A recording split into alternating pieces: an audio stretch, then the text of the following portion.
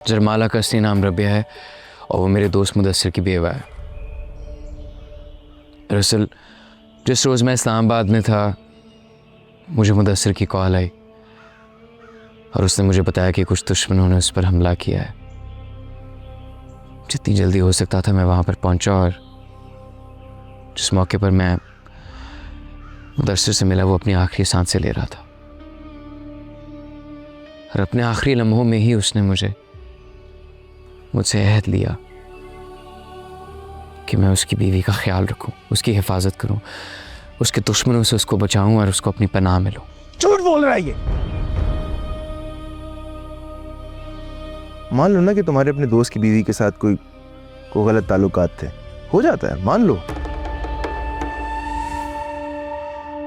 क्या पता मुदस्सिर को मारने में इन दोनों का ही हाथ हो। सोराब खान, गुस्से में तमीज और एहतराम का साथ मत छोड़ो। याद रखो तुम एक सरदार से बात कर रहे हो।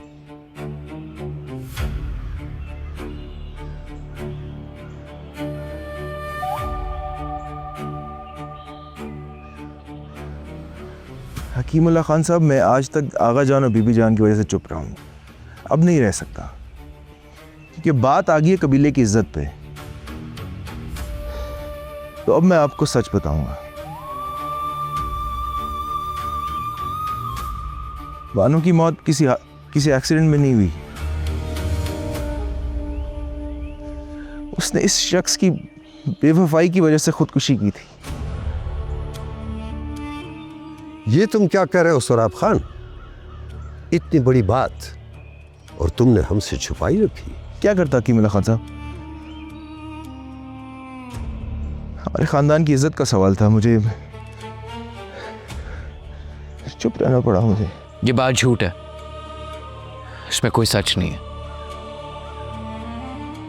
मैं बानो को जानता हूं, हम एक साथ बड़े हुए हैं। बानो ने ऐसा कुछ नहीं किया। और आप खुद एक बात सोचें, क्या ऐसा मुमकिन है कि एक इंसान ने पहाड़ से खुदकुशी की हो और उसकी लाश का कोई नामो निशान नहीं, लाश कभी मिली ना हो?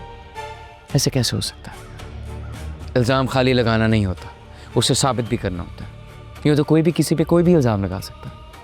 मैं कह सकता हूँ कि मुझ पर कातलाना हमला सोराब लाला ने करवाया। ये क्या बकवास कर रहे हो सरबुलंद? ये वही बकवास है जो आपने शरबानो के बारे में की है।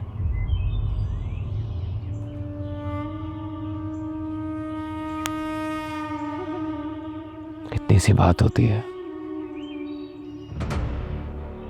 मेरा आप सबसे एक सवाल है,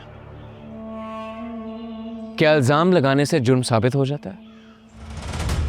क्योंकि सोराब लाला ने सिर्फ और सिर्फ इल्जाम लगाया, वो भी बिना किसी सबूत के। एक सेकंड के लिए मेरी जगह अपने आप को रखकर सोचें। आप अपने ही घर पर हैं, अपनी ही हवेली में, और अपनी जमीन के बीचों बीच आप पर हमला होता है। क्या आपके जहन में एक सेकंड के लिए भी यह सवाल नहीं आएगा कि शायद हमारे ही दरमियान कोई गद्दार है? मैंने उस रोज जो किया सोच समझकर सरदार बनकर किया, अपनी जान बचाने के लिए और दुश्मन तक पहुंचने के लिए और कोई रास्ता नहीं था।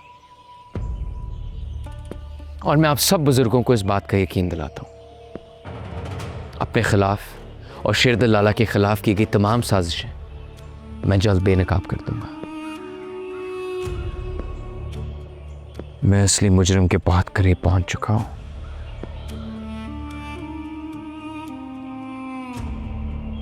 पहले अपना किरदार तो बेदाग साबित कर लो।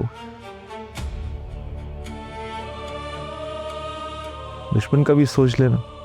सोराब खान, सरदार पर इतनी इल्जाम तराशी अच्छी नहीं है। वो जख्मी है, साफ नजर आ रहा है। हमारे लिए फिक्र और परेशानी की बात यह होनी चाहिए कि पहले हमारा एक सरदार कत्ल हुआ और अब दूसरे की जान को खतरा है। ये वक्त आपस में एक दूसरे पर इल्जाम तराशी का नहीं है, बल्कि हमें दुश्मन की तलाश करनी चाहिए। तमाम बातें अपनी जगह दुरुस्त हैं। सरबुलंद खान ने जो भी फैसले किए, हालात को मद्देनज़र रखा जाए तो अपनी जगह बिल्कुल ठीक हैं। लेकिन हमारे सरदार का एक नामहरम लड़की के साथ एक कमरे में पाया जाना वो हमारे कबीले की रवायात के बिल्कुल ख़िलाफ़ है। आपकी बात बिल्कुल दुरुस्त है। हम सब अपने सरदार के साथ हैं। हमारी सारी वफादारियाँ सरदार और इस हवेली के साथ हैं, मगर हमें अपने रिवायतों का भी ख्याल रखना है। सरदार के साथ एक नामहरम लड़की का नाम जुड़ना और उसका इस हवेली में रहना बिल्कुल मुनासिब नहीं है। मगर चूँकि सरबुलंद खान ने उस लड़की को पनाह दी है और हम जिसको पनाह दे दें उसकी हिफाजत अपनी जान से ज़्यादा करते हैं, लिहाजा उसे यहाँ से निकालने की बात नहीं की जाएगी। मगर वो हवेली में इसी सूरत रह सकती है कि सरबुलंद खान उसे अपनी निकाह में ले लें।